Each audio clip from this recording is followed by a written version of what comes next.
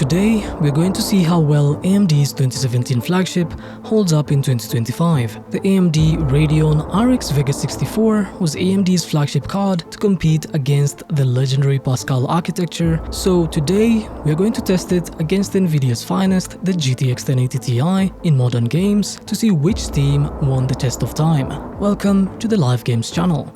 If you like the video, hit the like button and give us a sub so you don't miss future content. Let's start with the specifications of the VEGA 64.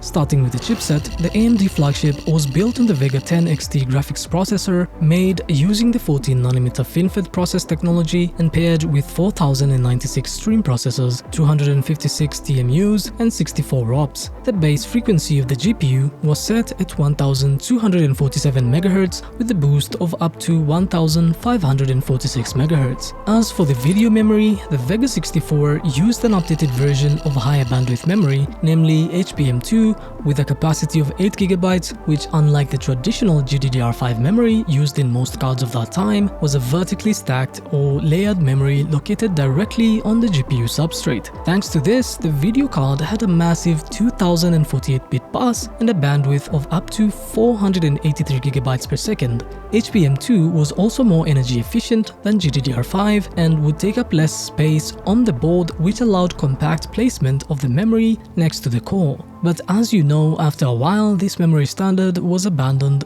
due to its high cost and unreliability in the gaming sector of GPUs. Now, most video cards use GDDR6 or GDDR6X, with the recent RTX 5000 series using GDDR7, and if you're looking to upgrade or get new PC parts, I will leave links to GPUs or CPUs on offer, so check them out. The VEGA 64 also featured the new and improved GCN 5.0 architecture. This was the 5th generation of the GCN series, and AMD considered it the most extensive reworking of its architecture of the past 5 years, leading to its release. With it came a lot of new features and changes, the first of which was the Next Gen Compute Unit, or NCU for short, which was a new generation of compute units that was made to be used in the VEGA series and acted as a replacement and upgrade from the classic compute units in previous GCN generations. This brought about improved stream processors compared to Polaris and had some key improvements. Among these was the Rapid Packed Math, or RPM for short, which enabled the execution of two 16-bit floating point operations in the time of one 32-bit operation. This significantly boosted FP16 speeds and throughput and improved power efficiency, and this would speed up calculations in machine learning tasks and in modern game engines. The second feature was the Primitive Shader, which was a new stage of geometry processing that would replace traditional vertex and geometry shaders, combining them into a more programmable and efficient system. This improved geometry processing, reduced redundancy, and increased throughput by intelligently distributing the load. The third improvement was the new HBM2 and the high bandwidth cache controller. These were one of the most notable features of the VEGA 64. HBCC was a revolutionary memory management system that allowed the GPU to treat HBM2 as a high bandwidth cache rather than traditional VRAM, allowing the VEGA 64 to work with a virtual address space of up to 512 terabytes. This made the card the best choice for working with huge datasets, for example in professional applications, and this feature also helped to efficiently use the available memory, minimizing bottlenecks in workload scenarios, but sadly, as for gaming, enabling this feature had virtually no effect.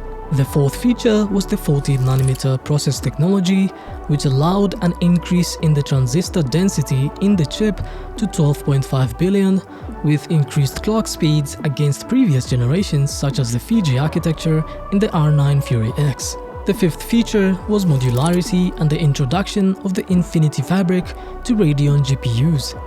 This was the first use of the Infinity Fabric technology on AMD GPUs, which later became more popular over the following generations. Now that we have learned what the VEGA 64 brought to the table, let's see how it holds up in 2025 and compare it with the GTX 1080 Ti. Due to the blower style design, I had to undervolt the VEGA 64 and max out the fan speed, which was as noisy as you'd expect, just to achieve better temperatures and decent boost clocks, which I managed to do. In stock, The card's frequency is 1270 MHz, but with an undervolt, it's able to boost to 1570 MHz, which is better than its rated speed of 1546. We will start with Geekbench 6, where the Vega takes the lead in OpenCL, but both cards are tied in the Vulkan score. In the superposition benchmark in 4K, the GTX 1080 Ti curb stomps the Vega 64. And now for the gaming benchmarks, which will be done in 1080p, don't forget to leave a like and tell us in the comments if you owned one of these cards. We're going to start with NEWEGG 2 on medium settings with FSR set to quality. Both cards lack mesh shader support, which is mandatory in this game, but the Vega 64 has some issues, and as you can see, with Saga Anderson being bald, with some buildings not loading, and the gameplay is plagued with artifacting everywhere, it's clear to see that this game was not optimized for these cards, and owners of the Vega 64 will not be able to play this game well at all. In Assassin's Creed Mirage, with ultra graphics settings, the Vega 64 is actually close to the 1080 Ti with a minor difference of around 5 FPS, and since the Vega was actually a direct competitor of the regular GTX 1080, it's safe to assume it would have won against that card.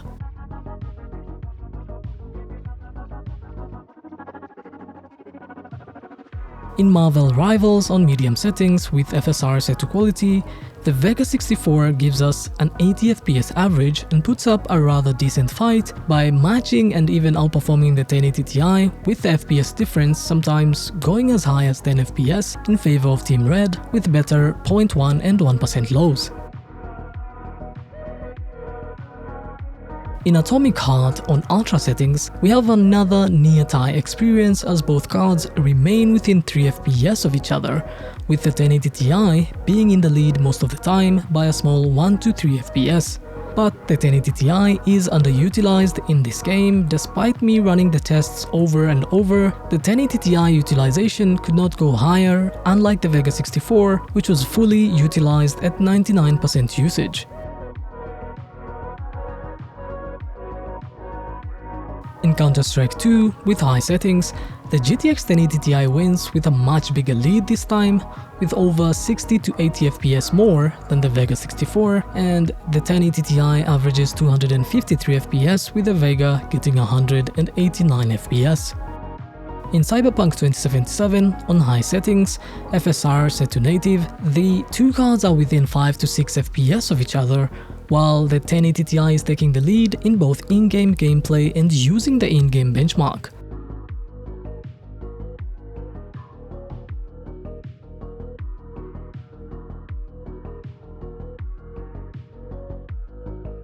In Days Gone on high settings, both cards give us a more than playable experience, with the 1080 Ti taking the lead with over 15 FPS more on average at 95 to 100 FPS over the Vega 64, which averages around 85 FPS.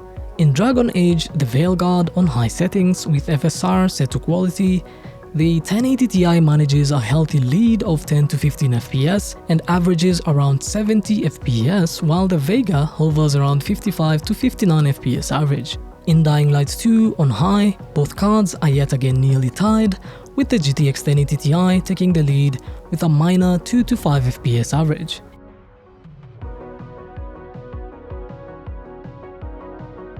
In Ghost of Tsushima on very high settings, the Vega pulls ahead with 5 to 10 FPS more than the 1080 Ti, perhaps due to the slight difference in the in-game weather conditions, but a win is a win for Team Red in this one.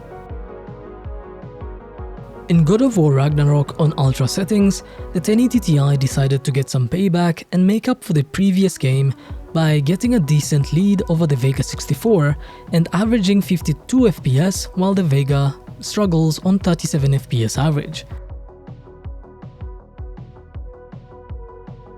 In Horizon Forbidden West very high settings, the Vega yet again narrows the gap, with the 1080 Ti taking a small lead of about 5 to 8 FPS.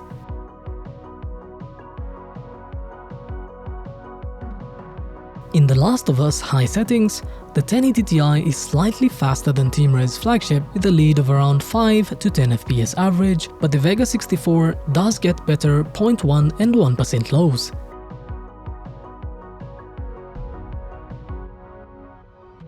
In Star Wars Jedi Survivor on high settings, the trend continues. The 1080 Ti is consistently 5 to 7 FPS faster than Team Red's Vega 64.